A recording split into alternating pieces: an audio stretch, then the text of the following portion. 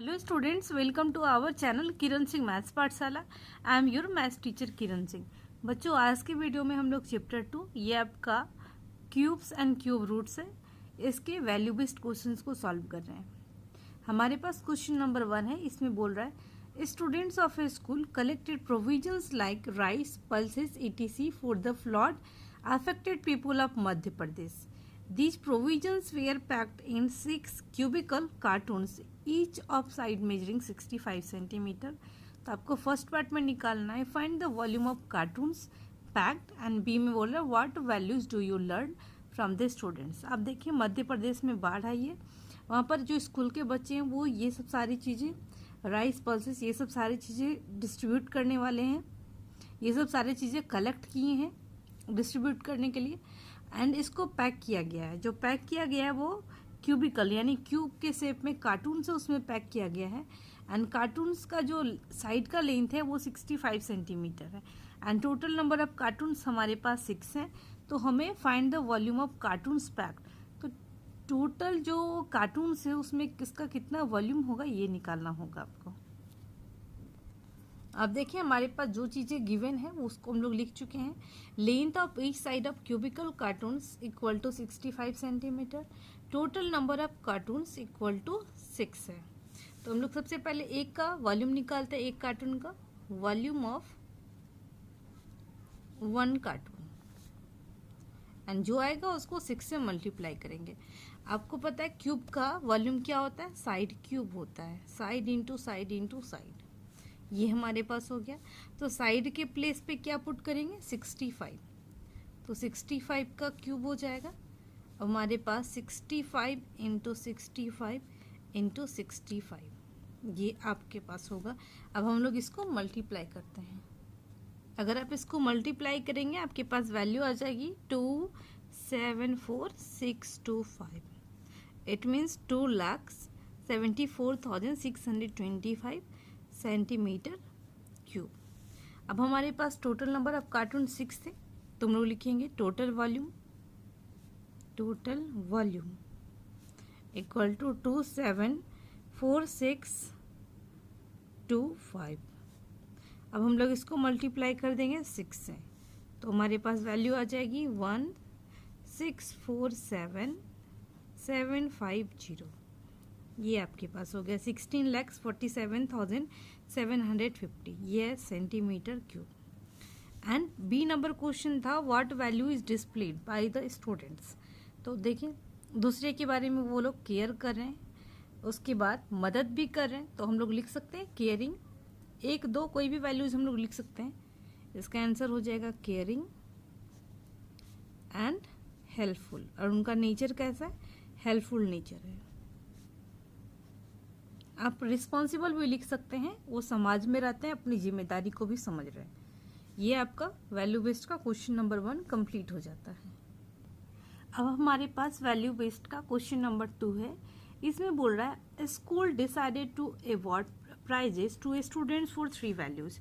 School ने decide किया कि हमें प्राइज देना है बच्चों को 3 वैल्यूज के लिए। कौन कौन सी वैल्यूज हैं वो, discipline, cleanliness of environment and regularity in attendance. इन तीनों चीज़ों के लिए the number of students getting prizes in 3 categories are in the ratio 1:2:3। ये जो डिसिप्लिन के लिए जितने बच्चों को प्राइज मिला है उसका रेशियो 1 है। फिर क्लीनलीनेस ऑफ इन्वायरमेंट के लिए जिन जिन बच्चों को मिला है उसका रेशियो 2 है। एंड थर्ड में रेगुलरिटी इन अटेंडेंस के लिए जिन बच्चों को प्राइज मिला है उनका रेशियो 3 है। If the product of ratios is 162, total ratio जो हमारे पास है उनका प्रोडक्ट 162 है। तो हमें निकालना क्या है, then find the number of students getting prizes for each value. हर एक वैल्यू के लिए कितने कितने बच्चों को प्राइज मिला है। Name any other 2 values that you can inculcate. और इसके अलावा 2 वैल्यूज को हमें लिखना है। हमारे पास इंफॉर्मेशन रेशियो के रूप में, तो हम लोग एक्स के रूप में मानेंगे। सबसे पहले लिखेंगे let the number of students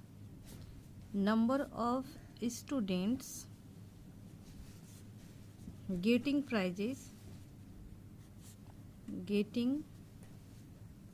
prices for, सबसे पहले आपके पास डिसिप्लिन के लिए था डिसिप्लिन बी एक्स, क्योंकि उसका रेशियो 1 था तो हम लोग एक्स मान लिए। अब अगेन देखें, फिर से आप यही चीज़ लिखेंगे, let the number of student getting prizes for, आपके पास नेक्स्ट क्लीनलीनेस था तो मैं डायरेक्ट लिख रही हूँ for cleanliness of environment. B 2 ratio था तो 2x हो जाएगा। फिर उस लास्ट में आपके पास था for regularity in attendance, B 3x। And सबका रेशियो का जो प्रोडक्ट है उसका सम हमारे पास कितना दिया हुआ है 162। तो अकॉर्डिंग टू क्वेश्चन सबका product it means x into 2x into 3x, ये जो रेशियो है उसका प्रोडक्ट हमारे पास 162 के बराबर है। तो हमारे पास हो गया 3 2 जा 6 एंड 1 7, सॉरी ऐड नहीं करना है, मल्टीप्लाई करना है। 3 2 जा 6 एक्स क्यूब इक्वल टू 162। 6 से हम लोग कैंसिल कर देंगे, 6 2 जा 12, 4 बचेगा, 6 7 जा 42। ये अब देखें एक्स का क्यूब हो गया, ये हमारे पास कितने का क्यूब हो जाएगा 3 का क्यूब होगा, ये कैंसिल हो गया। तो एक्स इक्वल टू आ गया वैल्यू 3। तो आपको बोला गया था find the number of students getting prizes for each value, तो यहाँ पर आंसर हो जाएगा therefore number of students getting prices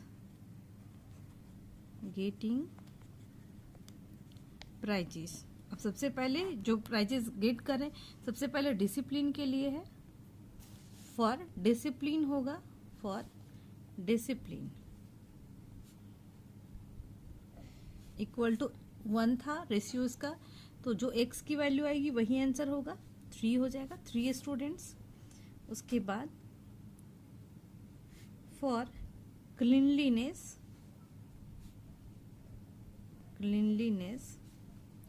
of environment, इसका रेशियो हमारे पास था 2x, तो 2x it means 2 into 3 equal to 6 students को मिलेगा प्राइस। उसके बाद आपके पास लास्ट है फॉर रेगुलरिटी इन अटेंडेंस, इसके लिए रेशियो 3 था, 3x it means 3 into 3 equal to 9 students को टोटल मिलेगा। इस तरीके से आपका ये क्वेश्चन कंप्लीट हो जाता है, वो ए पार्ट आपका कंप्लीट हो गया। अब हमारे पास बी पार्ट का क्वेश्चन बोल रहा है कि name any other 2 values that you can inculcate, 2 और भी कौन कौन सी वैल्यूज हो सकती है ये हमें लिखना है। तो आप देखें इसके अलावा हम लोग और कौन कौन सी वैल्यूज लिख सकते हैं। ऑनेस्टी हो सकती है, उसके बाद पंक्चुअलिटी भी हो सकती है, या फिर रिस्पेक्टिंग अदर्स हो सकता है, रिस्पेक्टिंग अदर्स etc। आपको 2 ही लिखना था, आपका 2 हो गया, ऑनेस्टी, रिस्पेक्टिंग अदर्स। आपके पास ये रिक्वायर्ड आंसर है 3 6 एंड 9, बट आपके बुक में जो आंसर है वो गलत दिया हुआ है। आपके पास उसमें डिसिप्लिन के लिए 27, उसके बाद क्लीनलीनेस के लिए 54 एंड रेगुलरिटी के लिए 81, जबकि वो आंसर गलत है। प्रोडक्ट है, आप चाहें तो इन तीनों को मल्टीप्लाई करके देख सकते हैं। आप मल्टीप्लाई कर लें 3 इंटू 6 इंटू 9, आपको 162 आता है या नहीं आता है। आपके पास 3 हो गया, 9 6 जा 54। अब आप मल्टीप्लाई करें 4 3 जा 12, 5 3 जा 15, 162। आपके पास टोटल 162 ही था। तो आप देखें प्रोडक्ट हमारे पास 162, यानी क्वेश्चन के अनुसार हमारा ये सॉल्यूशन सही है। बुक में आपका आंसर गलत दिया हुआ, इसलिए आप कंफ्यूज नहीं होंगे। इस तरीके से वैल्यू बेस्ड का क्वेश्चन आपका कंप्लीट हो जाता है। नेक्स्ट वीडियो में हम लोग बीटी क्वेश्चंस को भी सॉल्व करेंगे। Thanks for watching me.